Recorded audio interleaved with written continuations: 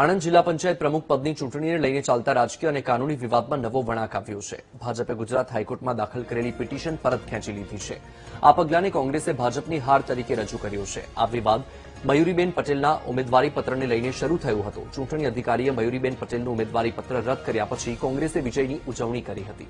ત્યારબાદ ભાજપે હાઈકોર્ટમાં પિટિશન દાખલ કરી હતી, જેમાં ચૂંટણી અધિકારીના આદેશ પર સ્ટે મળ્યો હતો. આ સ્ટે પછી મયુરીબેન પટેલે બહુમતીથી જિલ્લા પંચાયત પ્રમુખ તરીકે ચૂંટણી જીતી હતી. હવે ભાજપે પિટિશન પરત ખેંચી લેતા કોંગ્રેસે તેને મોટી જીત ગણાવી છે. કોંગ્રેસના નેતાઓનું કહેવું છે કે ભાજપને હાઈકોર્ટમાંથી કોઈ રાહત ન મળતા પિટિશન પરત ખેંચવી પડે છે. ત્યારે ભાજપના પ્રવક્તાઓએ જણાવ્યું કે પિટિશન દાખલ કરવાનો મુખ્ય હેતુ મયુરીબેન પટેલના ઉમેદવારી પત્રને માન્ય કરાવવાનો હતો.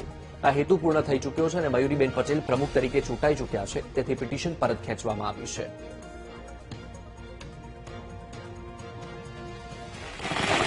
હાઈકોર્ટના આ ઐતિહાસિક ચુકાદામાં અમારા જિલ્લા પંચાયતના પ્રમુખના ઉમેદવાર ગૌરીબેને જે ફોર્મ ભર્યું હતું અને એ ફોર્મને જિલ્લા પંચાયતના ચૂંટણી અધિકારીએ મંજૂર કર્યું હતું અને સાથે સાથે ભારતીય જનતા પાર્ટીએ જે ઉમેદવારનું ફોર્મ ભર્યું હતું એને રિજેક્ટ કરવામાં આવ્યું હતું, જેની સામે ભારતીય જનતા પાર્ટી હાઈકોર્ટમાં જઈને એમણે સ્ટે ઓર્ડર લાવી અને અમારા ઉમેદવારનું ફોર્મને એને પાછું ગણાવ્યું હતું. એ સંજોગોમાં જે ઉત્સાહ અને ઉમંગથી ખોટી રીતે ભારતીય જનતા પાર્ટીએ જિલ્લા પંચાયતના પ્રમુખ પદનો કબજો મેળવ્યો હતો, એની સામે આજે એક ઐતિહાસિક ચુકાદો એ આવ્યો